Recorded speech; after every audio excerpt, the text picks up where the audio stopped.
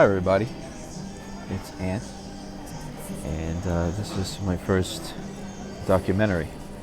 I hope you enjoy it. It's called I laughed about it for a little while because I didn't know what to call it, but I'm going to call it All the Humanity, because it's about saving the humanity. It's about saving humanity. It's very interesting. There's some new information. I'm going to teach you guys about Baphomet and how he's kind of dominating right now. Baphomet is the creature that the New World Order elites in their religion, they believe that's the demon that can destroy all the humans by stopping them from procreating, which basically Baphomet's a transgender beast. It has women's breasts, it has a man's penis. I was actually told a few years ago, came through the wire, I got a document, I dismissed it, maybe it was about 6 years ago, that the CIA was, we'll probably hear it in WikiLeaks, in one of these Vault 7 leaks, that starting around the 70s, underground, like through the mafia, they were pushing transgender porn. They were pushing it hard. It became like a taboo thing. You know, when you put things, when things are kind of taboo, and then you kind of like legalize them, or like let them come out to the mainstream, they can become more accepted for some reason. The CIA knows that, so that they've done this strategy before. So it used to be like a taboo thing, and then all of a sudden, like, you have this tranny porn, and it's getting really big now. I was told that in Los Angeles there was like 5 companies that were mainly doing promote, like, really transgender, really trying to get transgender porn out there, and it's huge right now. And the transgender thing's big. Everybody's like confused about their gender. That's not good. That is Baphomet. Baphomet is basically the role. The reason why we have gender is because we have to procreate. Humans have to procreate. When our ancestors came to America years ago, you know, my grandparents all had 15, 16 brothers and sisters. They wanted to come here to plant their seed. That's why they had so many kids.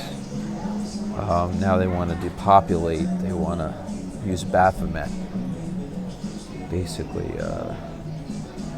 as the entity that they believe.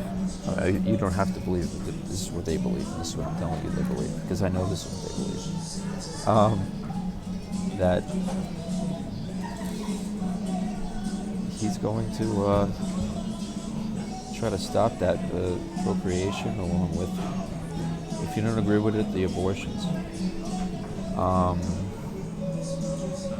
Transhumanism. It actually connects to the Elon Musk, who I thought was a globalist. However, I did research. I'm going to teach you about Elon Musk. I'm going to tell you a little about his history that you're going to like. And it actually connects with that movement that the elites want to turn into, like, technocrats,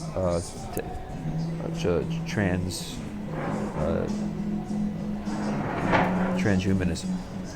The singularity they talk about, you know, turning into robots, and artificial intelligence, and coming from Baphomet, and it's going to be me narrating a couple times, and I think you guys understand it because I'm going to put it together really well. But I have these other clips that are either the documents are approved by me, or the person that are explaining the documents are explaining it maybe more eloquently than I have, and presenting it better than I can. So, but first, you are going to see a little video that has to do directly with this by a visionary, one of my heroes.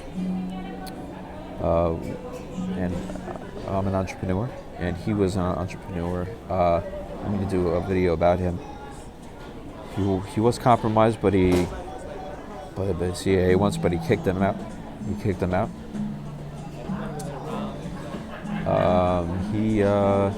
He was good. He's one of the good guys, and I'll do a video. But it gets pretty deep. But I'll show you him. You guys know him very well too. I'm sure you guys love him. One thing first, the CIA had a diversity program in 2016 to recruit transgender candidates. This was with John Brennan. They wanted to put him in there because they wanted to enrich the workforce by targeting diverse communities across the United States to meet our talent needs, dedicated programs for citizens, blah, blah, blah, with disabilities, women, transgenders. Progress towards these goals will be measured. The CIA once was pushing transgender imagery upon us from probably the 70s through like really shady porn that was like sold out on the streets.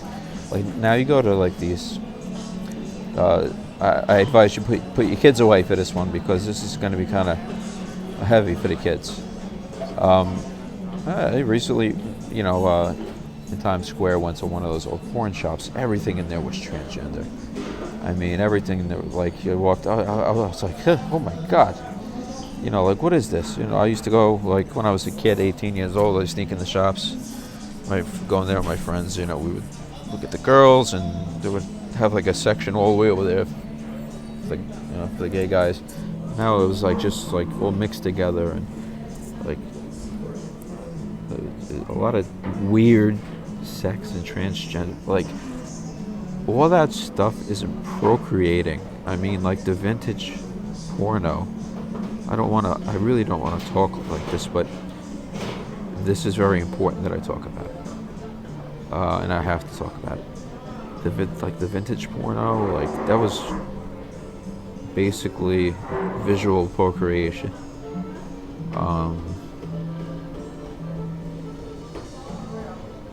They're trying to destroy procreation, Baphomet, and then it ties directly. You're gonna see how smooth the tie-in is to transgender, transhuman. So, and I got a little bit on Elon Musk. So, enjoy the video coming up by one of my favorite men in history, and following that is a very good earful about Baphomet, and then I'll pop in and you're going to see some more Elon Musk, and the documentary will continue. Now, another of our World Fair exhibits that features the audio animatronics is the Carousel Theater of Progress. Well, what do you do? This is the Carousel Theater of Progress. In Act 1, the audience meets an audio animatronic family. The time is just before the turn of the century. Father, the host, tells the joys of living in the pre-electric era. Next, our audience moves to Act 2 and the 1920s. Now the family has all kinds of new contraptions to make life more enjoyable, including a crystal radio. Then our audience moves to the fabulous 40s, the beginning of the electronic era and the age of television. The last act of the Carousel Theater shows the wonderful family life of today with its leisurely push-button living. Now let's go over to the full-scale set. Fellas, will you clear the set? We want to have a little dry run. Girls, can you let that go for a while? We just want to do a little dry run on this thing. Okay, Waithel, you ready? This is the stage for Act 1 of the Carousel Theater of Progress. Stages for the other acts are being assembled at other places in the studio for a complete audio animatronic dress rehearsal. Now, this contraption here might look like something from outer space, but it's actually a control harness for programming the actions and gestures of our audio animatronic figures. Shall we show them how it works? Really won't. This is the carousel theater host. Whatever the man in the harness does, this figure will respond simultaneously in the same manner. Would you care for your life? I don't think we better. No smoking on the stage. He can, read the newspaper. How about showing how you read the newspaper? What's the date of that thing? 1890. The operator of the control harness has to be a bit of a ham actor, as you can see. You know, all of the operator's actions are recorded on tape, and separate tapes are made for each of our figures. And it takes lots of rehearsal and refinement to get the gestures to be lifelike. Adding dialogue is a separate operation. For this, the operator synchronizes his lip movements with a pre-recorded dialogue track. In this way, we make the figures talk. This electronically controlled method of programming can give us a wide range of movements. A broad gesture to the wink of an eye. That's it. Thank you. Now, for a better understanding of the carousel theater, let's go over to the brain of the audio animatronic figures. These machines are what make the audio animatronic figures move and talk. The actions, including facial expressions from the lifting of an eyebrow to a smile, and the dialogue, are programmed on tape. Ready for a demonstration, Herb? Now, when this first machine finishes with its phase, as it is going to do pretty soon, it'll trigger this other machine, which programs the next phase of the show. Now, while this is happening, the first machine will rewind itself to its starting point. Yet during this interchange, we don't lose so much as the wink of an eye. There. Now let's hear the theme song of the Carousel Theater. There's a great, big, beautiful tomorrow shining at the end of every day. There's a great, big, beautiful tomorrow, and tomorrow's just a dream away. Man has a dream, and that's the start. He follows his dream with mind and heart. When it becomes a reality, it's a dream come true for you and me. So there's a great, big, beautiful tomorrow shining at the end of every day. There's a great, big, beautiful tomorrow, just a dream away. Hi, this is Laura with Grace Explosion, and I'm going to be showing you why this whole transgenderism and this homosexuality is satanic. And the transgenderism is the fullness of the satanic rising. The Bible says in Revelation 11 that they will make Jerusalem in the Middle East during the time of great tribulation, Sodom. So there's going to be incredible perversion that goes on, which is really the blasphemy taking place and Satan manifesting. Moreover, the Bible told us that the end-time beast would despise the love of women. So it's not just that individual is homosexual. It's that transgenderism, homosexuality, is the manifestation of the blasphemy of the Holy Spirit, and is the end-time satanic blasphemy manifesting. So when we are seeing this rising, we can't look at it as cultural. We can't look at it as, well, science says. No, biblically, we are to recognize the blasphemy of the Holy Spirit and what is happening here spiritually in Satan manifesting himself. So Baphomet, since 1856, the name Baphomet has been associated with a sabbatic goat image drawn by Eliphaz Levi, which contains binary elements representing the sum total of the universe, e.g. male and female, good and evil, etc. That would be, my friends, transgenderism that we're seeing. That is the Baphomet. And this is what the blasphemy is moving towards, specifically for a reason. Aleister Crowley He is huge in having influenced rock musicians, the Beatles, and many, many, many others. The Baphomet of Levi was to become an important figure within the cosmology of Thelema, the mystical system established by Aleister Crowley.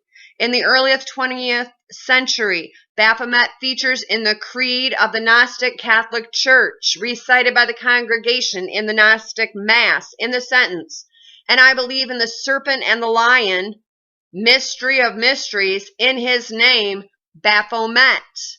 In magic, Crowley asserted that Baphomet was a divine androgen, therefore transgender, and the hieroglyph of arcane perfection, seen as that which reflects what occurs above, so reflects below, or as above, so below.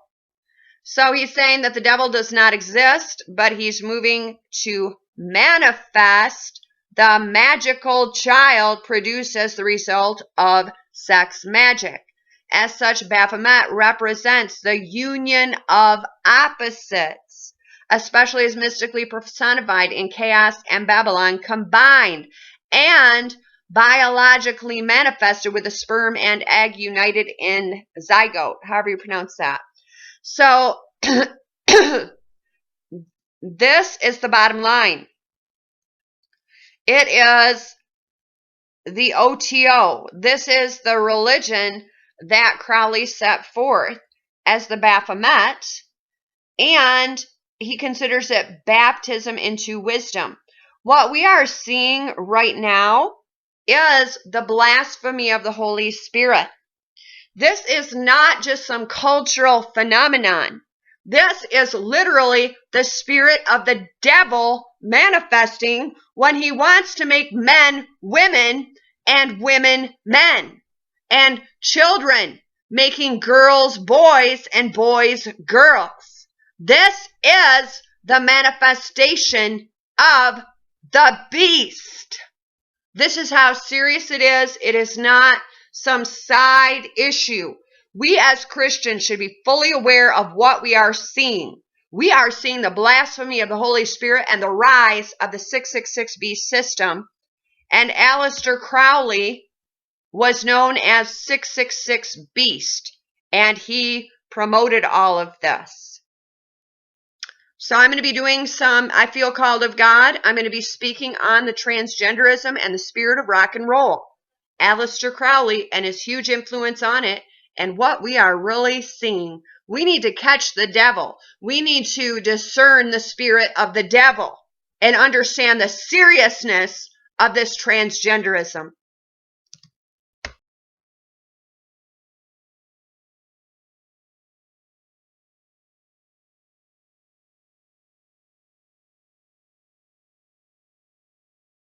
If you awaken from this illusion, and you understand that black implies white, self implies other, life implies death, or shall I say, death implies life,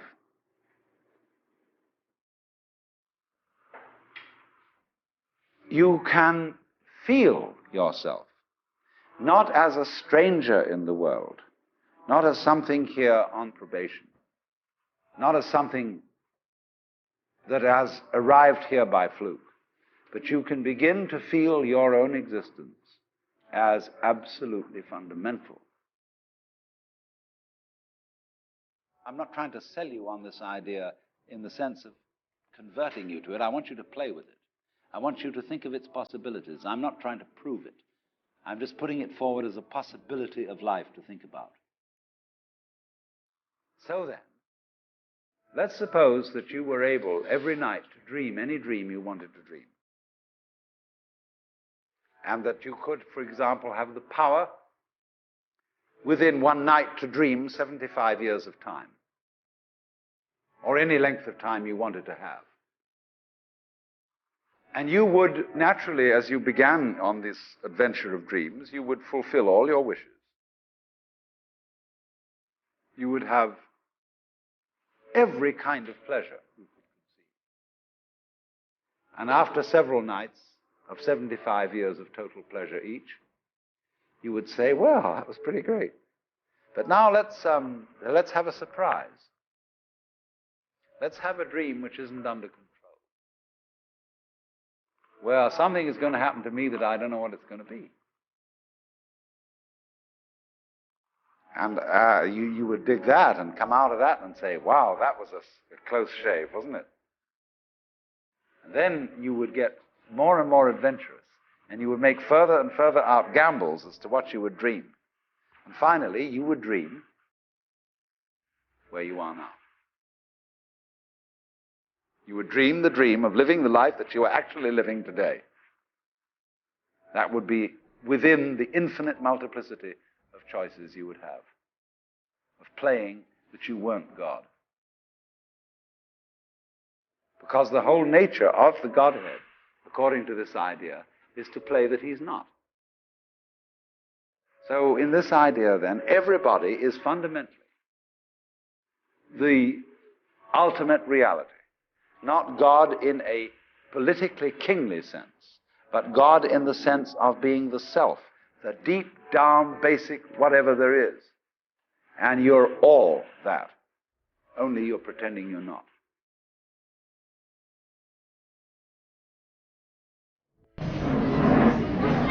Hi everybody, I hope you enjoyed what you've seen so far. I know it's a little scary, but I have to put it out there.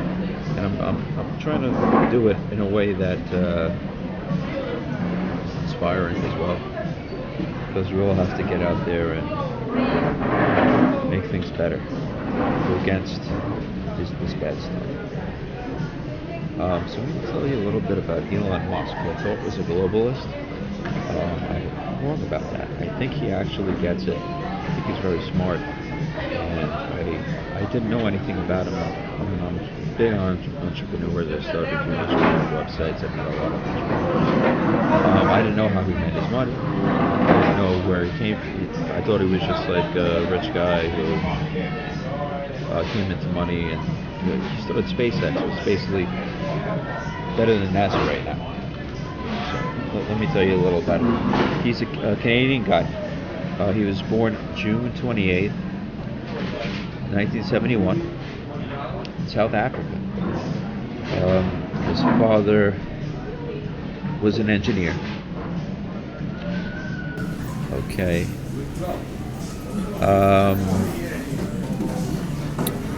He went back to Canada after he was born in, I don't know why he was born in South Africa. It doesn't really elaborate on that, but I guess that's where his parents were living at the time.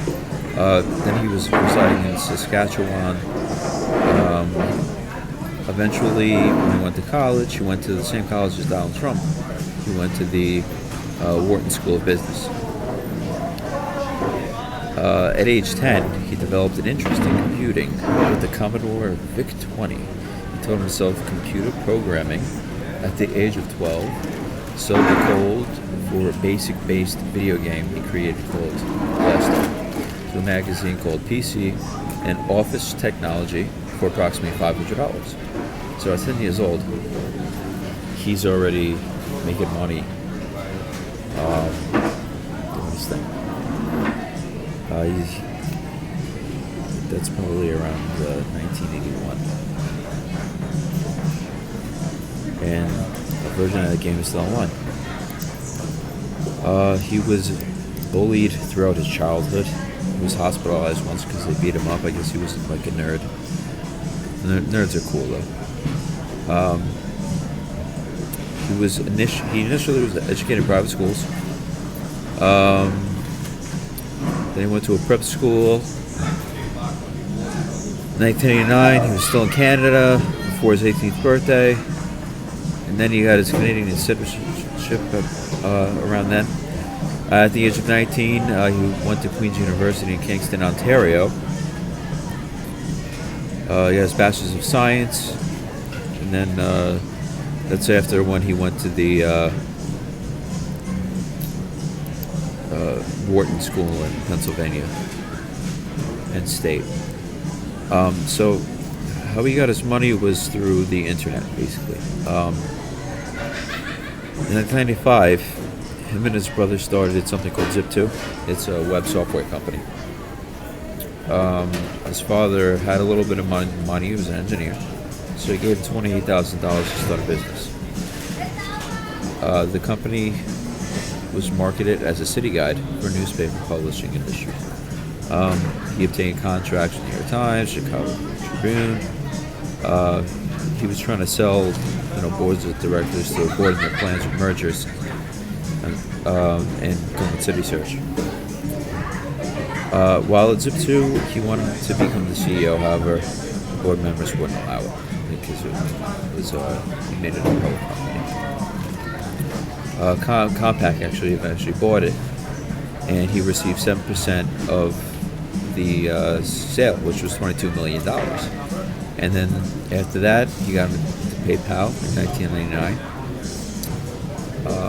I was slightly familiar with the fact that he was involved with PayPal, but at this time he's worth $22 million, probably more. So he's with PayPal. He's doing the marketing. He seems like he's a very good marketer.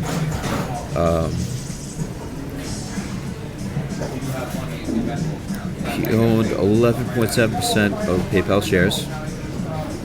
He got 165 million, and he had actually 1.5 billion in stock. So he made a lot of money from PayPal. That was in 2002. In 2001, he started SpaceX. I thought SpaceX started later. It was 2001. He basically wants to go to Mars. For those who don't know. I thought he was really a globalist, but he's what they call a humanist. He knows that there's something evil about the artificial intelligence, and he's going to tell you what that evil is.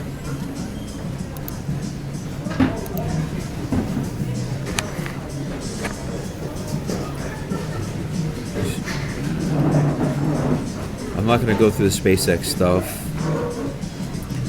Tesla's important. Tesla was incorporated in July 2003. That's the electric car. And then Nikola Tesla actually was an apprentice with a very smart guy, Edison. But Edison wanted a source of power different from the source of power that Tesla was able to produce. He was able to produce a free energy power, and the powers that be at the time kind of cast Tesla away. But they know about Tesla's secrets. He's done them in Long Island. He had a plant out there, it's still out there. So what you're going to see is Tesla, very sharp in front of his cars. He's doing all sorts of different things. Very technology, very into technology, very into cars. His annual salary as of 2014 is $1. I guess he made enough money because right now he's like the 24th richest person in the world. After all the companies that he's built and his success with SpaceX and all that stuff. SpaceX is huge. A lot of people compare him to Henry Ford, but this guy's different. He's really not a globalist. He wants to save us. He thinks AI is actually. He thinks the artificial intelligence is a way that Lucifer could become a form.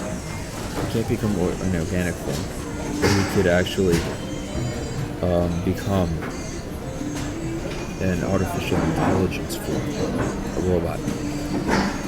They've asked robots questions like, would you kill a human? They would say yes.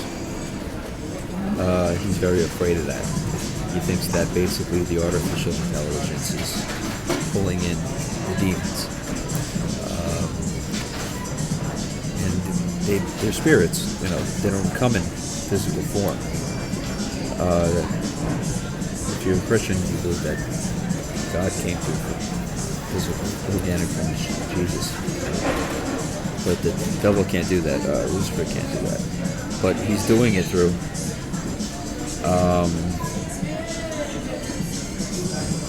machines, the robots, and he's afraid of it. That's why Elon Musk, I wanted to talk about. He's actually a good guy. We got to keep an eye on this guy. So I'm going to put a couple of videos of clips on him, and that's going to be the documentary pretty much, and maybe comment a little more. Take a look, guys.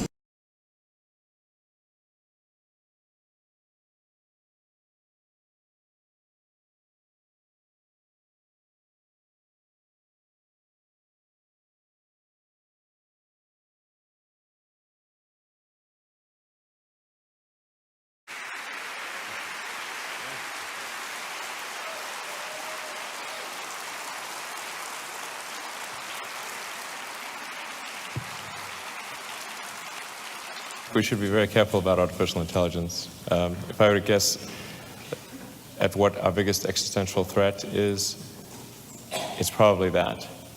Start and ask you if you could elaborate a little bit on what we've seen on the video. I mean, with artificial intelligence, we are summoning the demon. You know all those stories where there's the guy with the pentagram and the holy water, and he's like, yeah, he's sure he can control the demon. Doesn't work out.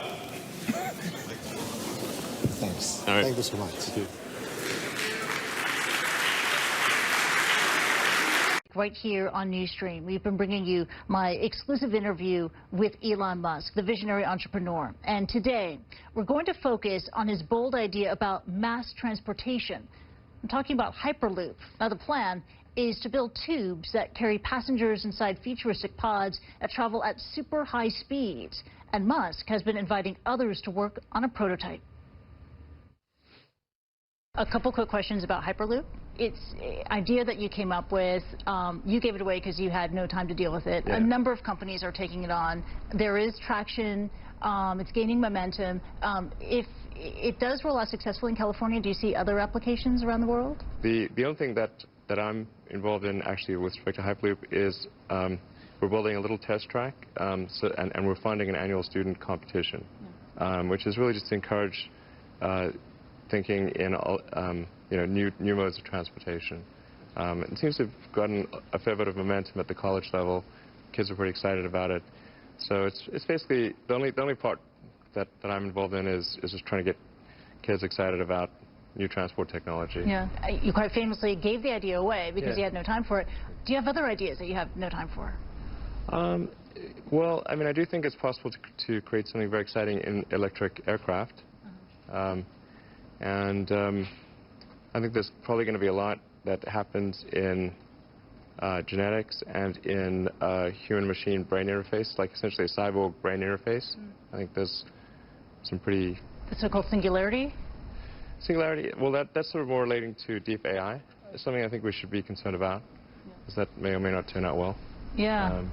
You've expressed your reservations about AI and your fears about that. Yeah, I just think the singularity is probably the right word, because we just don't know what's going to happen once there's intelligence substantially greater than that of a human brain. Yeah. And do you think, because there's been a lot of sci-fi about AI, series like Humans, et cetera, it's entering the mainstream, entering the public discourse, that people are understanding the ethical dangers and the, I guess, physical dangers that AI could potentially pose? I mean, most of the movies and TV featuring AI, they don't describe it in quite the way it's likely to actually take place. But I think you just have to consider, like, even in the benign scenario where AI, if AI is much smarter than a person, what do we do? Yeah. What job do we have? Believe in a benevolent AI force and cross our fingers? Yeah, just like but that's the benign scenario. Benign scenario, the AI can do any job that a human can, but better. Yeah. That's the benign scenario.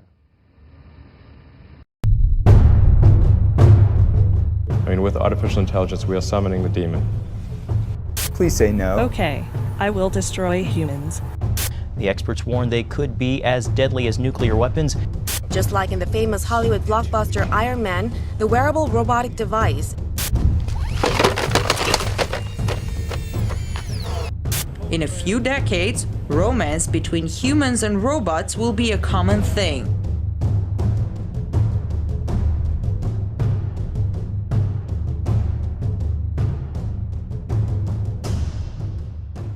Humans must merge with machinery in order to stay relevant in a world of increasingly advanced artificial intelligence. Speaking at the World Government Summit in Dubai, the Tesla and SpaceX CEO said humans are limited by the speed at which they transmit data. Musk proposed a high-bandwidth connection to the human brain would allow us to transmit digital info faster than our current fastest method, typing. Musk says an artificial general intelligence has the potential to make humans irrelevant. He sees integration with technology as a necessary step in order to avoid this. In the sci-fi film 2001: A Space Odyssey, Hollywood mined our fears of machines taking over mankind. But some of the tech world's greatest minds worry it may not be pure science fiction. At a speech last year at the Massachusetts Institute of Technology, SpaceX and Tesla CEO Elon Musk called artificial intelligence potentially, quote, our biggest existential threat. I mean, with artificial intelligence, we are summoning the demon. You know all those stories where there's the guy with the pentagram and the holy water, and he's like, yeah, you sure you can control the demon? Didn't work out. Famed physicist Stephen Hawking is also worried, as is Microsoft founder Bill Gates, who ironically helped lay the foundation for artificial intelligence, or AI. Experts say machines are still far from being as intelligent as humans, but things can change quickly. The field is progressing very rapidly right now. There are things happening that 10 years ago we would have said, no, there's no way we're going to be that far along in 10 years' time. Self-driving cars is one example, voice recognition another.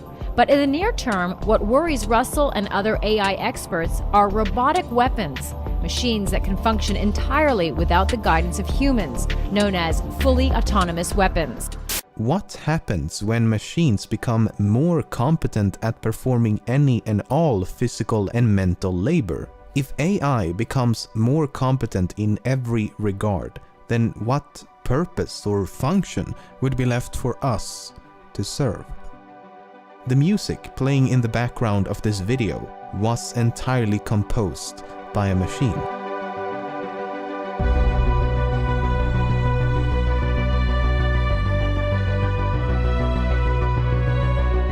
Here's another. And there's really no reason why this system could not be scaled up to human levels and beyond.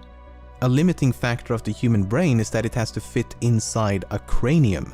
An artificial brain could be the size of a building or larger still. An AI could also operate at the speed of light as well as improve upon itself. In essence, it could teach itself how to learn new things, and in doing so would eliminate the next big step for AI is artificial general intelligence, or AGI, with an almost human-like ability to generally figure things out.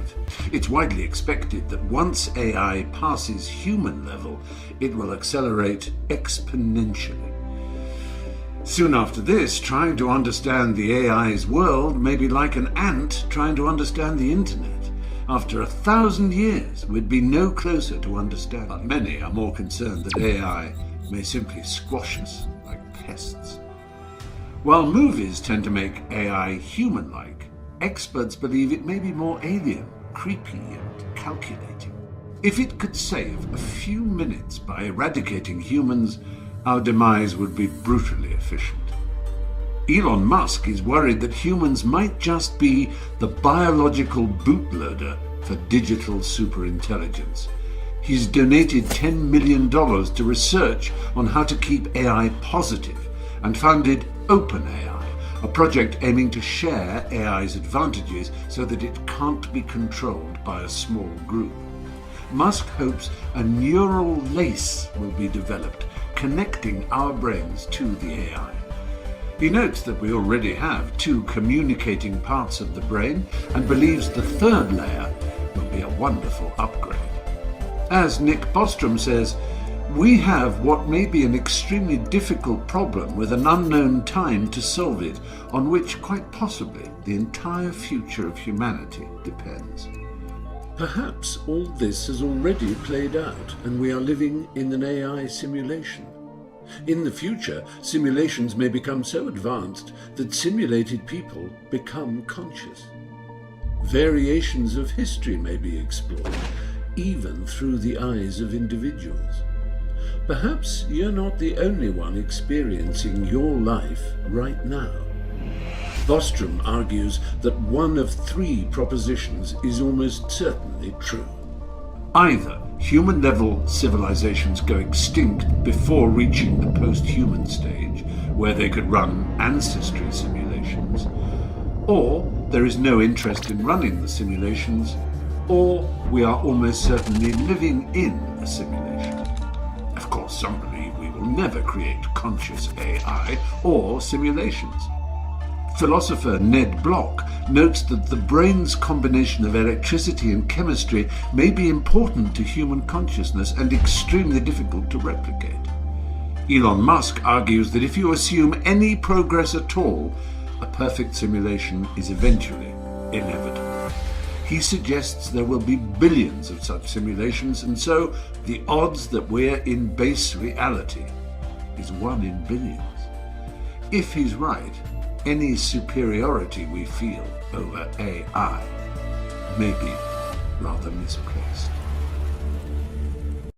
Robots have learnt to walk, open doors with ease, carry heavy objects across difficult terrains, and even withstand bullying to achieve key tasks.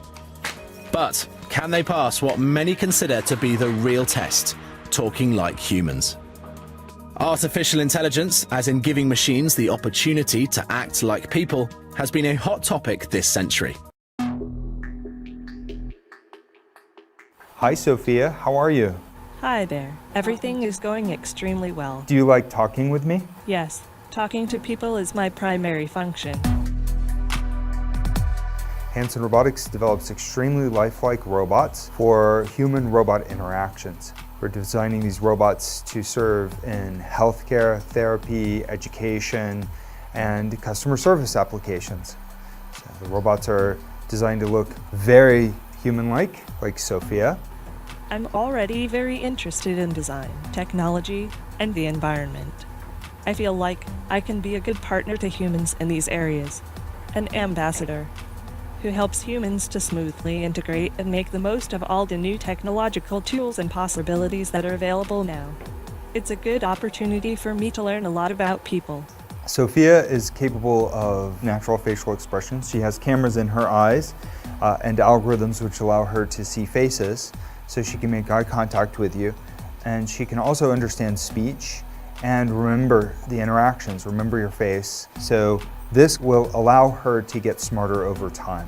Our goal is that she will be as conscious, creative, and capable as any human.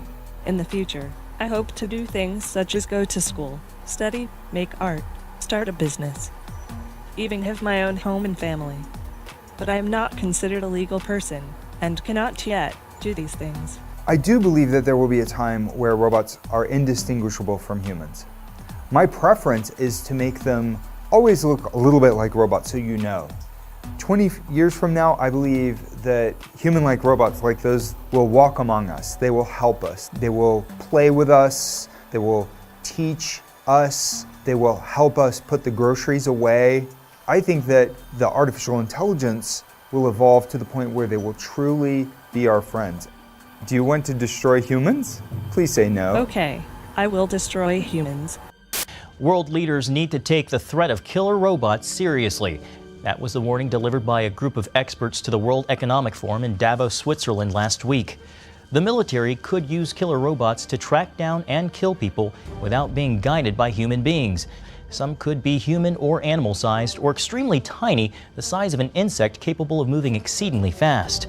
The experts warn they could be as deadly as nuclear weapons and need to be regulated now before an arms race begins in Gordon, of course, to keep them out of the hands of terrorists.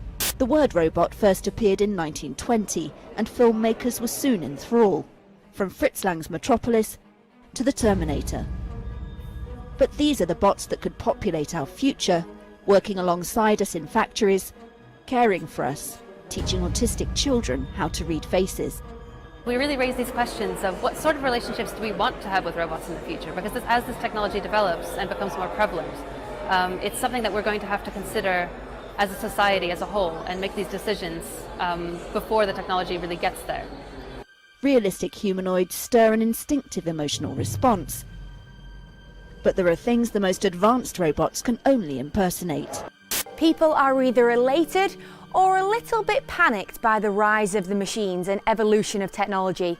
If you are swaying towards the panic side, this may not be a good news day for you. March 1st, the Google-owned robotics company officially unveiled its latest robot, naming the dynamic tech Handle, and it immediately captivated the internet. Handle, which stands 6'6", looks vaguely human with a torso, arms and legs that have wheels instead of feet. According to CNN, Handle also shows speed, agility and strength, capable of carrying heavy loads up to 100 pounds. If you are slightly unnerved by this, you are not alone. According to The Telegraph, the Boston Dynamics founder and CEO, Mark Raber, describes Handle as a, quote, nightmare-inducing robot.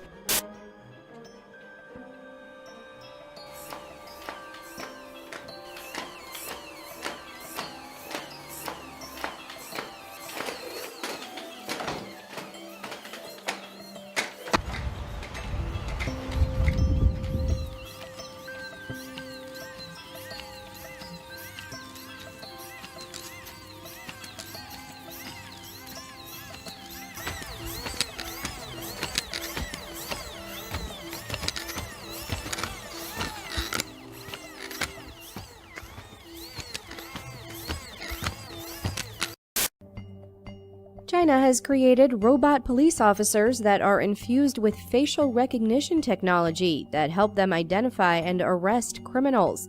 They've also stationed the e-patrol robot sheriff at the Zhengzhou East Railway Station in Henan. E-patrol robot sheriffs are going to replace human police officers for the station's night shift.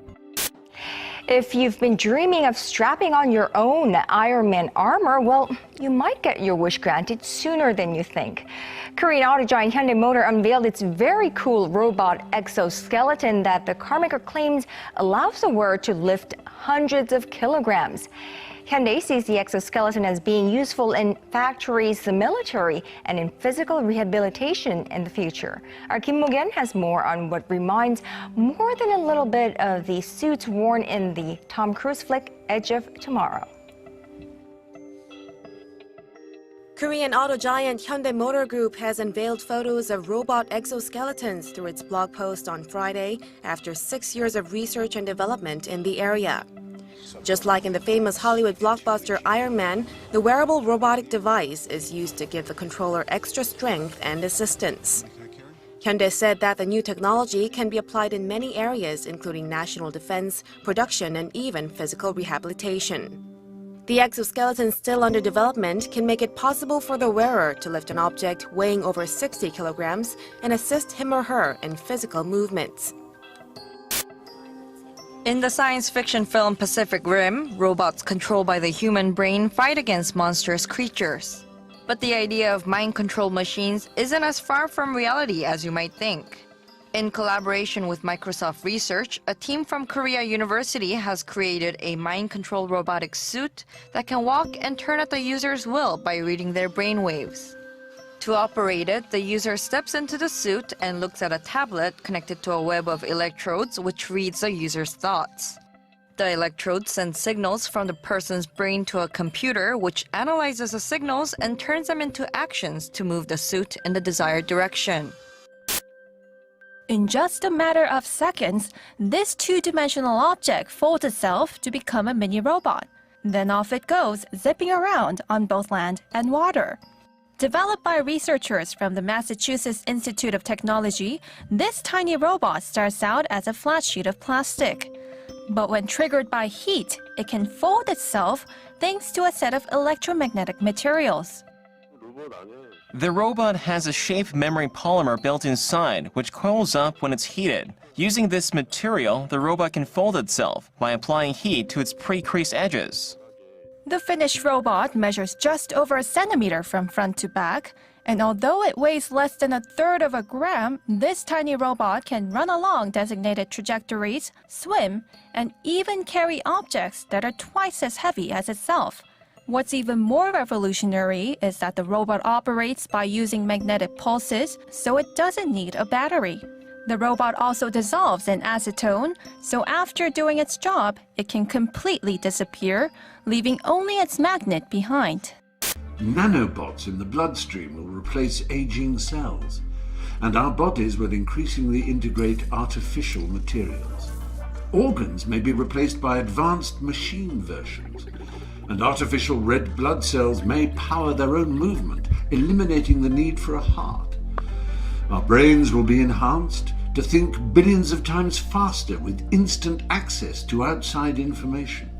Eventually, Kurzweil believes we'll become entirely artificial ourselves, and our old biological bodies will seem incredibly primitive. We'll be immortal.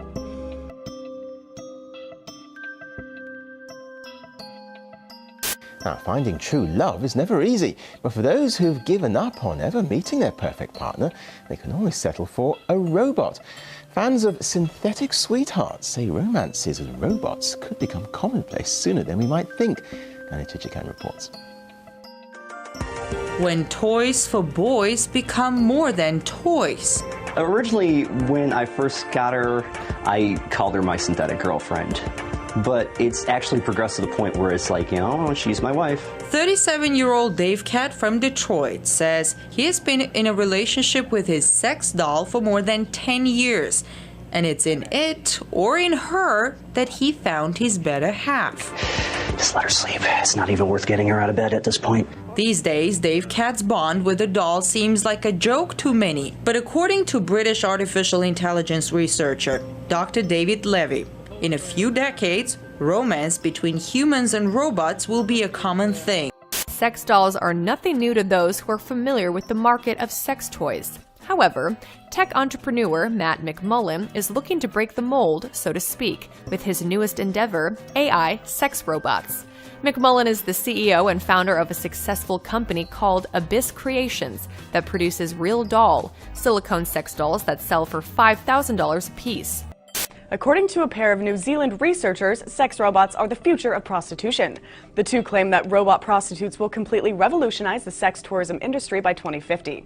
The paper, titled Robots, Men, and Sex Tourism, published in the journal Futures, claims robot sex is safe, free from constraints, precautions, and the uncertainties of the real deal.